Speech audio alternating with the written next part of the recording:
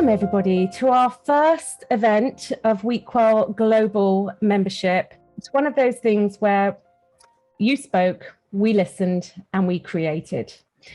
This is going to be a platform, really exciting times, because not only have we got the alumni, which is every finalist that has come through the awards, but we are now opening up WeQual to women on listed companies on the Exco, Exco -1, Exco -2, Exco -3.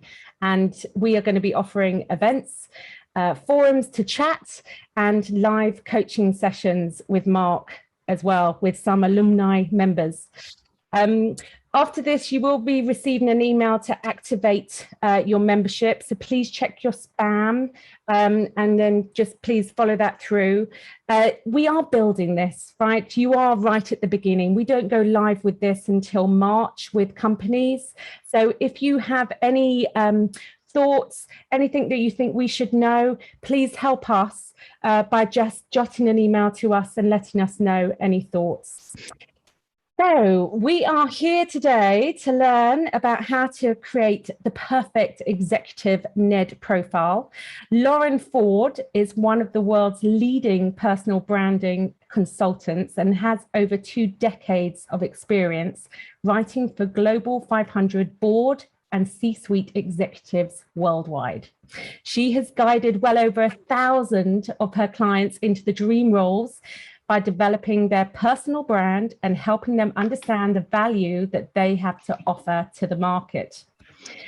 Many of these have now worked with Lauren for years, so we are very excited to have you join us at WeQual, Lauren. We're just going to kick off straight into it. So tell us, what is the golden rules for creating a strong executive NED profile? Lauren. Thank you, Katie, for that lovely introduction. I really believe there is a golden rule. The absolute best executive and NED profiles are created by individuals who have a very strong understanding of their own personal brand. By this, I mean the value they bring as a result of their experience, their expertise, their competencies, actions, and achievements. Short of having our own personal PR team, we should all be taking charge of creating and communicating that personal brand. I personally believe there are 2 fundamental factors to getting that just right. Number 1, your personal brand really needs to reflect the impacts, performance measures, and deliverables of your current and target role. And number 2, it really needs to recognize the unique combination of skills, expertise, and experience you offer. But can you tell us a little bit more about how to do this? Sure. So number 1, I talked about, I said reflect the impacts, performance measures, and deliverables of your role. When thinking about your personal brand, it's very important to understand the purpose of your role in the organization. What is it there to achieve? What would happen and what wouldn't happen if that role wasn't performed well? Now link this to what you deliver to the organization. Absolutely think high level, strategic, big picture here. These are the big themes of companies. It could be revenue and profitability growth. It could be related to people, culture metrics. It could be to do with procurement and supply chain cost savings. It could be delivering M&A deals for acquisitive growth. The list goes on. So once you've defined the critical 2 to 3 purposes or impacts of your particular role, think outside your role as well, outside of the day-to-day. So for example, I worked several months ago with an absolutely fantastic global head of tax. And whilst her day-to-day was very much consumed with tax legislation, regulator interaction, she had huge experience in areas of business transformation, exco engagement, change management, people leadership, ESG, D&I. And it just took a little bit of unpicking to get through to that and truly understand that. So that's the number 1. Number 2, I talked about reflecting the unique combination of skills you bring. So outside of what's expected and the impacts they'll want you to bring, each of us very much bring uniqueness to the table. Not every senior marketing leader, finance leader, general manager will come to the table with the same skills and experience. And these are really important differentiators. It might be the breadth and variety of your experience. It could be vast international cross-cultural experience. It could be study in professional development at fantastic institutions. It could be vast industry networks and connections. The list goes on. So it's very important to spend some time considering yours and incorporating these into your personal brand. It's also important to remember that your brand is more than just your hard skills and experience. And by this, I mean it's what makes you you, your values, your ethos, your mission. Recently, I was asked by a client how to articulate these values without sounding a little generic or corny. People use phrases like people-centered, values-driven, empathetic all the time these days. The simple answer to making these seem authentic on your documents is not to be afraid to own whichever values you feel best represent you, but absolutely make sure that you can define these with stories and examples of how you demonstrate these in your day-to-day professional life, and importantly, the impact that these have then had on your career and the organizations for which you've worked. So once you've developed your personal brand, how do you begin incorporating this into your CV and your LinkedIn profile? Absolutely. So once you've developed that good sense of your personal brand, the next step is to ensure you can articulate it. So the key here is two things. Number one is consistency, making sure there's a joined up story anywhere you and your professional story appear publicly. And this might be your CV, web bios, LinkedIn, etc. And number two is frequency, ensuring that you have a very visible and active presence. And primarily, I'm referring to LinkedIn here. There is a lot of information. I'm going to keep it very simple today. I have 3 pieces of advice for creating a really compelling CV. These are absolutely the golden rules of all persuasive writing, but I think they work particularly well when it comes to CVs. Number one, keep it simple. And by this, I mean the structure. There should be a profile section. There should be a professional experience section.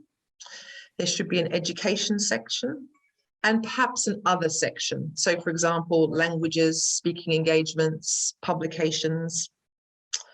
The professional experience section should absolutely start on page 1. It's 90% of the time, it's definitely what the reader is going to be most interested in. I'm often asked about including an interests section. My answer here is only if your interests are truly interesting. Do they show you to be intelligent, tenacious, entrepreneurial, good at relationship building? Personally, my interests are reading and writing and gardening. They would never make it onto a CV. So number one, keep it simple, structure. Number two, know your reader. And I'm primarily referring to the profile section here. So remember that you're writing the CV for your target role, and the profile should absolutely be geared towards the competencies they are seeking, and more importantly, the impacts they're expecting this role to make on the organization. Don't be afraid to make bold statements about your abilities. I like to think of this section as the reverse employee promise, where you state the top 3 impacts you'll have on the organization. And I work with a lot of women, and the overwhelming feedback I get, or the ability to get people over this hump, is a really important process in creating your CV. You have to be willing to say, I do this, I do that, I do that. Now, lastly, my third rule relates to the professional experience. And I use a technique called SARS. You probably have heard of it: situation, action, result. These work wonders in CVs because they enable you to provide that quantifiable and anecdotal evidence to back up those bold claims you've just made in your profile. And these SARs should absolutely form the basis of your professional experience section. Ban sentences that only tell the reader what you did. Focus on telling the reader how well you did it, and make sure that you incorporate the resulting, the accompanying result and impact on the organization. Give examples, use numbers where they're not private or sensitive, and choose carefully. So for example, if your profile has said that you have an outstanding record in sales growth, sales force efficiency, and digital transformation, make sure you choose the quantifiable accomplishments to back up those statements. And I find once we get over the hump of creating that profile and being able to lead people to making those bold statements about themselves, and then we actually speak to the accomplishments and what they've done, people feel a lot more comfortable about making those bold statements in the profile, which is so important because they're probably the first thing the reader looks at. So. Brilliant. Thanks, Lauren. Now, what is ATS and why is it so important that we know about it, even though we're going in at this top level? Can you tell us more about that? Sure. So ATS, it's a software application. It's sometimes referred to as a candidate management system as well. And simply put, it helps enterprises streamline their recruitment process. It scans CVs for suitability and then produces shortlists for recruiters and hiring managers. They are used extensively across industries and types of organizations. I think the statistics are 95% of big organizations use them. They are absolutely huge efficiency savers for the organizations who use them, but there's absolutely no doubt that they create some extra challenges for individuals, for job seekers, and for CV writers. So there are two areas for consideration here. Number one, the recruiter will type in keywords into the ATS, and the matching CVs will be brought to the fore, will be put on the short lists. So when you're applying for specific roles that are advertised and have competencies, you 100% need to do a compare and contrast and make sure that your CV includes as many of the keywords and key phrases as possible. Number two is formatting. So different ATS have different capabilities, but essentially CVs that are run through ATS shouldn't be hugely creative. You need your contact details at the top. You need company names on the left, dates on the right. You should really avoid columns. You should select conservative fonts. Absolutely submit your CV in the format they ask for. Now, you asked a very important question, Katie. How important is this at executive level? So at executive level, the hope really is that your job search will be geared around your networks, your connections, and perhaps some top-notch recruiters, in which case having an ATS compliant CV is less important. So if you're positive that your CV is going to be hitting inboxes and not software systems, then it's absolutely fine to use a stylized CV template. There are some beautiful ones out there, but please be careful. And if you ever expect to apply online, i.e. through LinkedIn, through an employment portal or company website, do use a format that you know can be read by the software with a plethora of keywords that match the job description. Brilliant. Now, how a lot of the alumni I speak to, so many of them are actually wanting that NED role. How should NED CVs differ from executive CVs?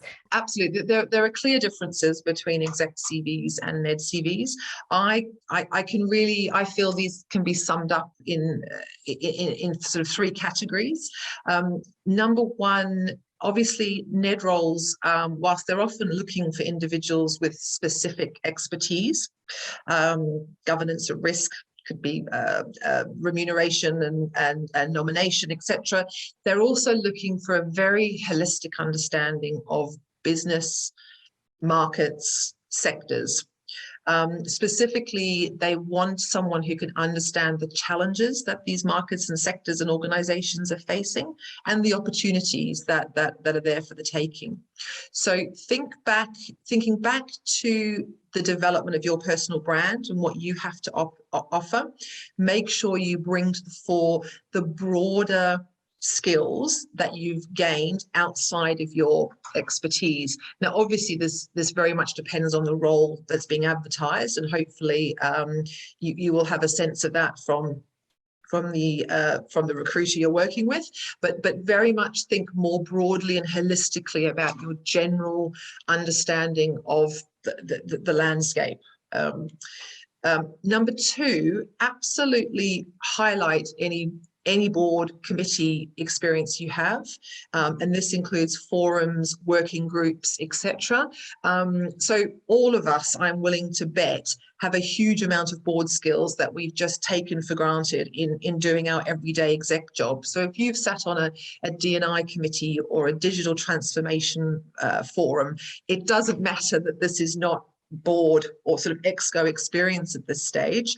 It's all about demonstrating that you have the ability to sit down with like-minded people, building consensus, coming to sound decisions, and working on, again, broader business issues. I think also NED CVs are a good chance to illustrate soft skills. And I touched on this earlier in terms of the exec CV. It's absolutely fine to talk about soft skills and your values, etc. I think there's an extra special space in NED CVs for this. They are 100% looking for people who are good listeners, articulate communicators. They really want high levels of emotional intelligence. It's about bringing people to a decision without imposing your viewpoint. It really is about someone who can guide and inform decision making. How are you self-confident and have that gravitas without being dogmatic? Someone who understands board dynamics, knowing what makes a good board, how to get the most out of a board, and the ability to self-assess. So it's a different, complementary but different skill set to the exec. So I would think very carefully about the types of initiatives you've been involved in your organization where those skills have really come to the fore, and speak about those. And Casey, I think you asked about the international difference. Yeah, I mean, I'm just interested. I think we're all interested in just knowing the difference that you've seen between particularly American, UK, Europe, Asia, etc. What are you seeing there? Sure. So I'm going to be a little controversial here, and I'm going to say that I think that there absolutely are differences, and I'll speak to those in a minute, but I actually think they are less than people imagine them to be. And I think that in our lovely globalized world, they're getting less all the time. So absolutely, when I am writing CVs for US and Middle Eastern markets, I perhaps use a language and a style that I wouldn't use for the UK and European market. And I think Asian CVs are, a sort of another iteration altogether. But I do think that the core tenets of CV writing remain the same. You need to demonstrate your value to the organization. You need to demonstrate the impact that you've had on organizations, the value you'll bring to your next organization. Just sometimes the style, if you want to be stereotypical, you could be a little bit more bombastic in the US, a little bit more reserved in Europe, and even more reserved in Asia. There are differences as well in that some countries in Europe and Asia still require photos, details like date of birth, even marital status, things that in the UK, US, Canada, Australia are just absolute no-nos. So there are, but even again, if you're applying to a big multinational that might be based somewhere in Europe Asia, even those are sort of falling by the wayside. So my answer is there absolutely are differences, but they are smaller than people think, and they are disappearing fast. I want to talk about LinkedIn and the power of LinkedIn. I know that when I've spoken to many women across the world, it kind of feels like it's an afterthought, yet it's their shop front window. There's a lot of questions about how much should I be engaging on LinkedIn? Should I be posting? What should I be posting? Should I be careful about what I like? So how important is LinkedIn and to your personal brand, really? Fantastic. Yeah, absolutely. It is such a powerful tool. LinkedIn brings together the two most powerful weapons in your job search: your experience and your connections. I did a little survey 2 or 3 years ago, and I've kept it up since. 70% of my clients come back and tell me it was the LinkedIn that did it. So that alone should tell you how important the link is. It is a really incredible tool. It is a personal branding tool. And as we all know, I'm all about personal branding. So there's an about section. This is similar to the CV profile. I tend to write these a bit longer than a CV profile, similar to more of a career story. Similar to an executive bio that summarizes your career journey, and absolutely talk about vision and mission in that section. There's also a professional experience section. This should be populated with descriptions of your roles. I tend to write these shorter than professional experience sections on CVs, mainly because of confidentiality reasons, but absolutely provide a high-level overview of your role, importantly, the scope and scale of it. Mm-hmm. Once that content, and I have to give a nod that they've got key expertise sections as well on LinkedIn. They should be populated, and again, use the same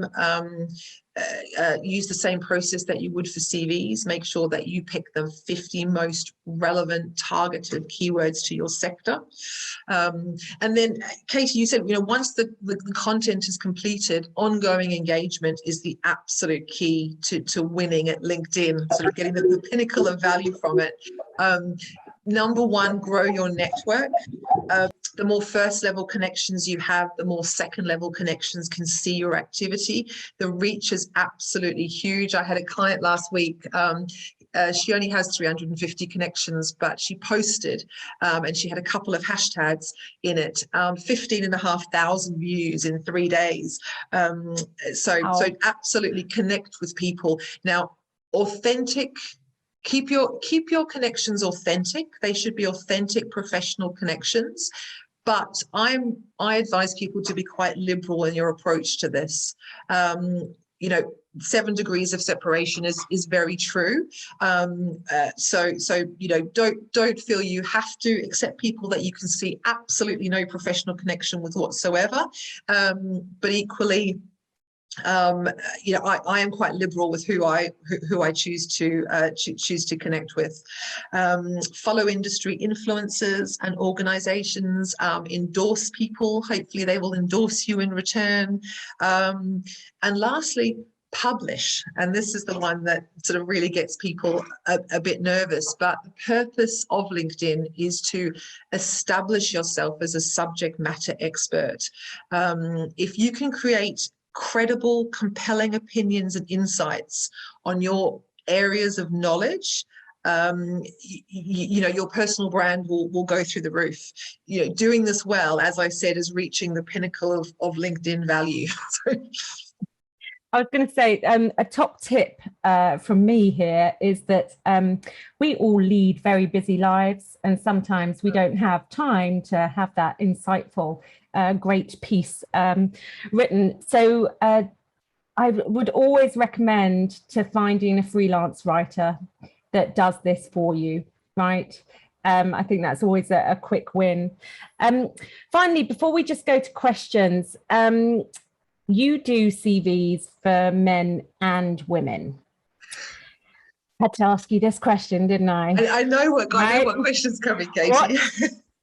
What do you see, and What drives you crazy when you see it?